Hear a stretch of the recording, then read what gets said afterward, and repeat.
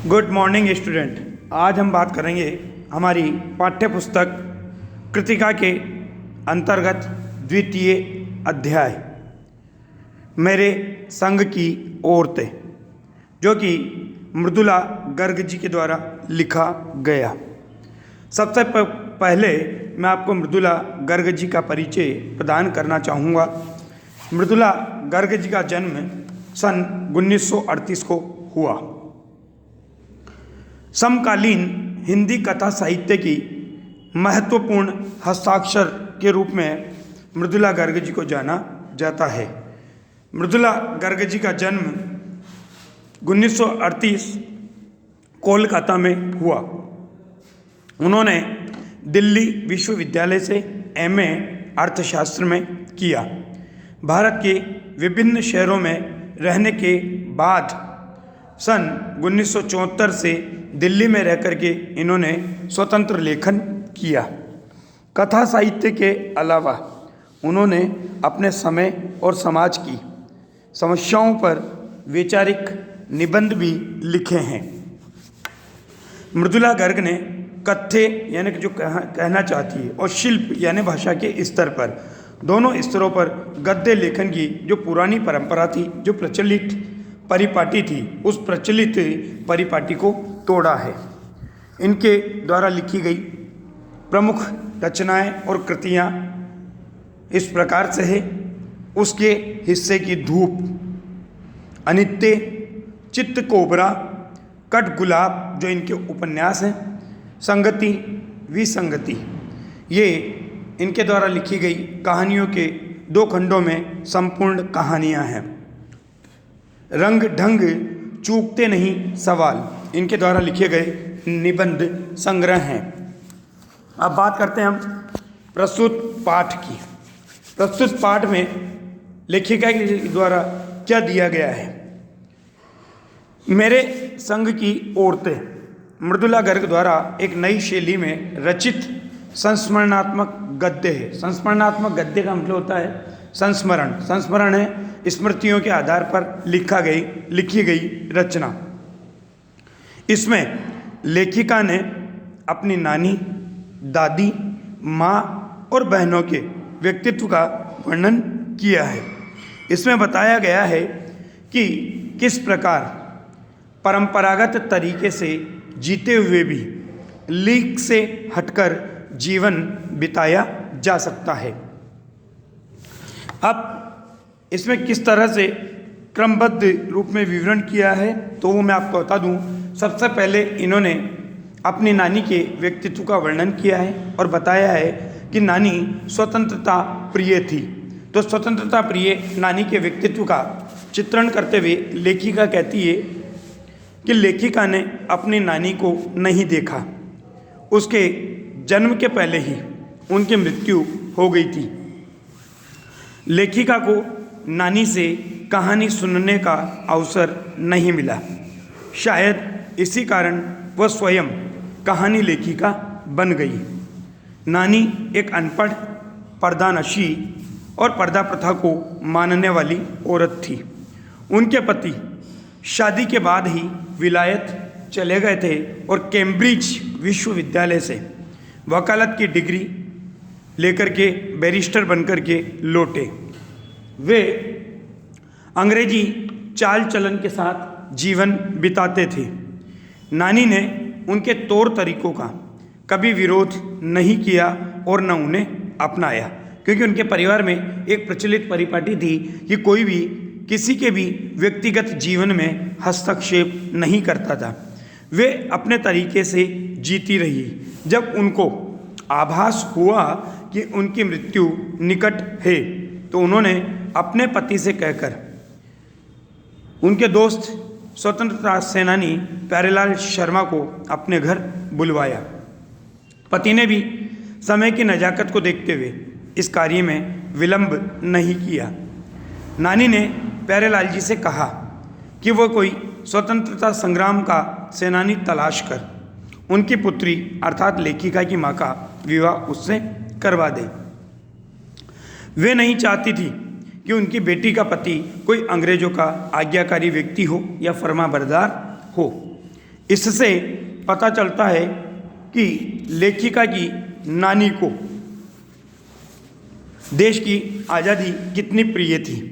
अंग्रेजों के अनुसार चलकर ऐश्वर्यपूर्ण जीवन बिताने की अपेक्षा वो देश की स्वतंत्रता के लिए लड़कर कष्ट और अभाव का जीवन बिताना अधिक गौरवपूर्ण मानती थी।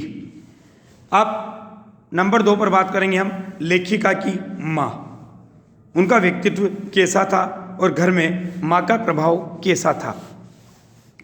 लेखिका की माँ का विवाह एक होनहार पढ़े लिखे युवक से हुआ था।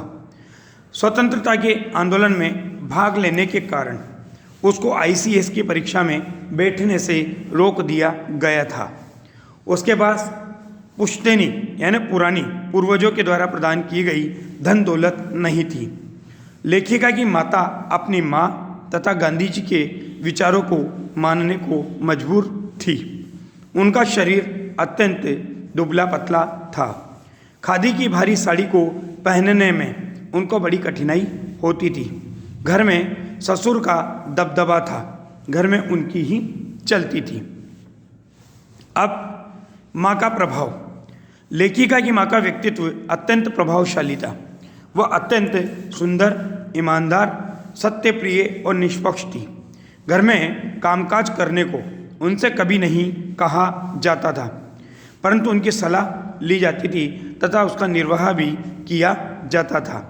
सारा काम उनकी सास, जेठानियाँ और पति संभाल लिया करते थे। उनका व्यवहार एक भारतीय माँ की तरह कभी नहीं रहा। उन्होंने न तो बच्चों को प्यार किया, न खाना पकाया और न घर के कामकाज देखे। उनकी इन कामों में रुचि ही नहीं थी। अब दूसरा कारण, उनकी बीमारी भी थी।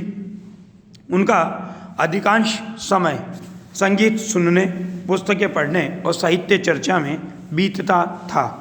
वह यह सब बिस्तर पर लेटे लेटे ही करती थी। स्वतंत्रता के प्रति गहरे प्रेम को अपने स्वतंत्र विचारों के अनुरूप आचरण द्वारा प्रकट करती थी। घर में काम न करने पर भी उनका कोई अनादर नहीं करता था।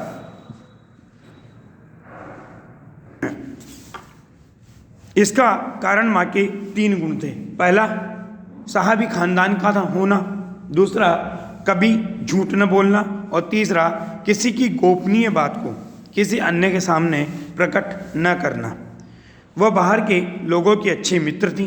अपने बच्चों की भी वह माँ कम, मित्र ही अधिक थी। मातृत्व तो उनको अपने पिता से ही प्राप्त होता था, अर्थात बच्चों को माँ का प्यार भी पिता ही दिया करते थे। घर में कोई किसी के पत्रों को नहीं खोलता था, न पूछता था कि उनमें क्या लिखा है। सभी को अपनी निजता रखने का अधिकार था। अब आगे है लेखिका की परदादी का व्यक्तित्व। लेखिका की परदादी परंपरा से अलग होकर जीती थी। उनका व्रत था कि उनके पास 3 धोतियाँ होते ही, 2 धोतियाँ होते ही वो तीसरी को दान में दे देगी। 2 धोती ही अपने पास रखेंगी। लेखिका की माँ जब पहली बार गर्भवती हुई तो दादी ने मंदिर में जाकर प्रार्थना की कि पहली संतान लड़की हो, जबकि सभी लोग पहली संतान लड़का चाहते हैं। ईश्वर की कृपा ऐसी हुई कि माँ के एक के बाद एक 5 पुत्रियाँ हुई। परदादी के तार भगवान से सीधे जुड़े हुए हैं। भगवान भी उनकी बात मानने से मना नहीं कर सकते थे, इसलिए उनका वरदान फलीभूत हुआ। एक बार घर के सभी पुरुष एक बारात में गए थे। घर में केवल स्त्रियां थी जो रत जगा कर रही थी, रात्रि जागरण कर रही थी। एक चोर सेंध लगाकर परदादी के कमरे में जाकर घुस गया। तब माँ ने पूछा, कौन है? पूछने पर उत्तर मिला कि जी मैं। परदादी ने उससे कहा कि वो लोटे में पानी लाकर उनको पिलाए। चोर ने घबरा कर बताया कि वह तो चोर है। अब परदादी ने उससे कहा कि वह अच्छी तरह हाथ धोकर और छान कर लोटे में पानी लाए। परदादी ने लोटे का आधा पानी स्वयं पिया और शेष उस चोर को पिलाकर कहा कि एक ही लोटे से पानी पीकर हम माँ बेटे हो गए। अब तू चोरी कर या खेती, ये तेरी इच्छा। चोर भी चोरी छोड़कर खेती करने लगा। अब लेखिका का व्यक्तित्व। लेखिका बहनों में दूसरे नंबर की थी। 15 अगस्त 1947 को देश आज़ाद हुआ। लेखिका को टाइफाइड का बुखार था। वह इंडिया गेट पर जाकर आज़ादी का समारोह देखना चाहती थी, परंतु जा नहीं सकी। वह रोने लगी तो उसके पिता ने उसको ब्रदर्स कारामज़ोव नामक पुस्तक पढ़ने को दे दी। लेखिका 9 वर्ष की थी। पुस्तकें पढ़ना उसे प्रिय था। वह रोना बंद कर पुस्तक पढ़ने में लग गई। उसने अनेक बार इस पुस्तक को पढ़ा, परंतु पहली बार में ही बच्चों पर होने वाले अत्याचार वाला अध्याय उसे लगभग कंठस्थ हो गया। यह उसे जीवन भर याद रहा तथा उसके लेखन को भी इसने प्रभावित किया। अब आगे है लेखिका का दृढ़ निश्चय।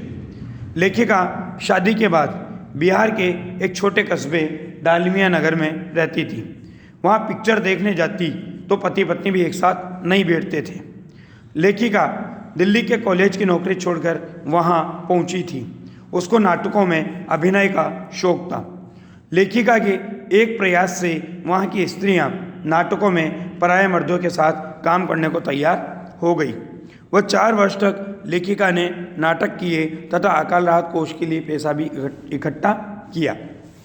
उसके बाद बिहार के बाद वो कर्नाटक के और छोटे कस्बे बागलकोट में रहने लगी।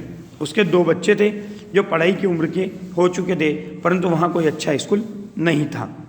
लेखिका ने पास के कैथोलिक बिशप से निवेदन किया कि उसका मिशन सीमेंट कारखाने की आर्थिक मदद से बच्चों के लिए एक प्राइमरी स्कूल खोल दे। बिशप गैर क्रिश्चियन बच्चों के लिए स्कूल खोलने को राजी नहीं थे। अधिक जोर देने पर उनका कहना था कि उनको यकीन दिलाया जाए कि स्कूल अगले 100 साल तक चलता रहेगा तो वो खोल सकते हैं। तो गुस्सा होकर लेखिका ने कहा, 100 वर्ष तक चलते रहने का यकीन तो किसी के बारे में नहीं दिलाया जा सकता। तब लेखिका ने स्वयं अंग्रेजी, हिंदी और कन्नड़ भाषाएं पढ़ाने वाला प्राइमरी स्कूल वहाँ खोला तथा कर्नाटक सरकार से उसे मान्यता दिलवाई। लेखिका के इस जिद्दीपन को सबसे अधिक मंच उसके अपने लेखन में मिला। शुरू से अंत तक उसका लेखन लीक से हटकर स्वयं अपने रास्ते पर चला। अब लेखिका की बहनों का व्यक्तित्व। लेखिका 5 बहनें थीं। सभी अपनी नानी, माँ और परदादी की परंपरा को रखते हुए लीक से हटकर चलती रही और लड़की होने की हीन भावना से बची रही। सबसे बड़ी बहन मंजुल, घर का नाम रानी, शादी के बाद पति का नाम ग्रहण करके मंजुल भगत कहलाई।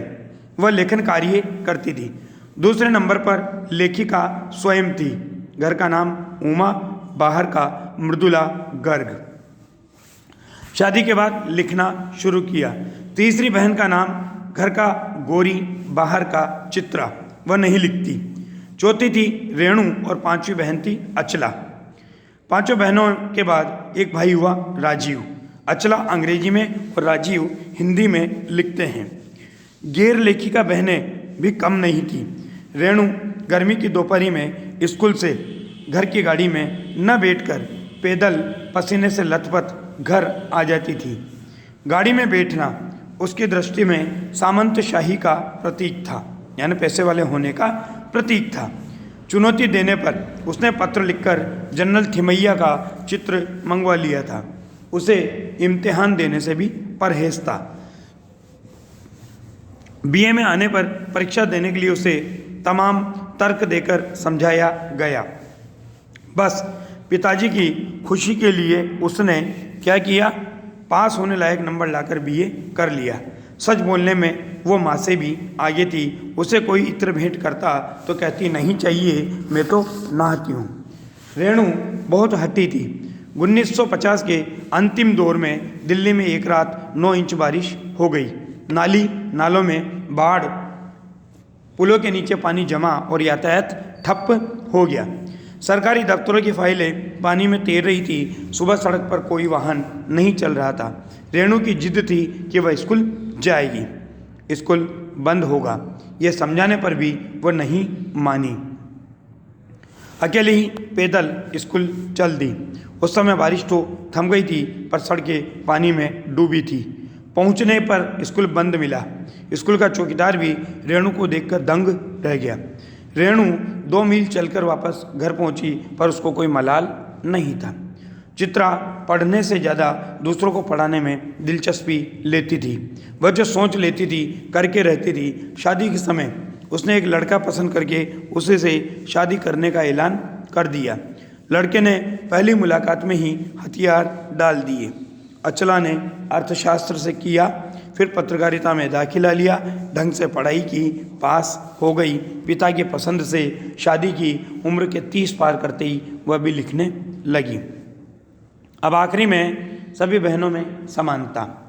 सभी बहनों में एक बात समान थी, वे परंपरागत ढंग से नहीं चली, परंतु घर को उन्होंने तोड़ा भी नहीं। शादी की तो उसे कायम रखा। तलाक के कगार पर पहुंचकर भी कगार यानी किनारा नहीं तोड़ा, क्योंकि घर के भीतर रहकर भी अपनी मर्जी से जी लेना काफ़ी है, क्योंकि मर्द बदलने से कुछ लाभ नहीं होता। इस प्रकार से लेखिका ने अपने और परिवारजनों के व्यक्तित्व को यहाँ पर प्रकट किया है। धन्यवाद।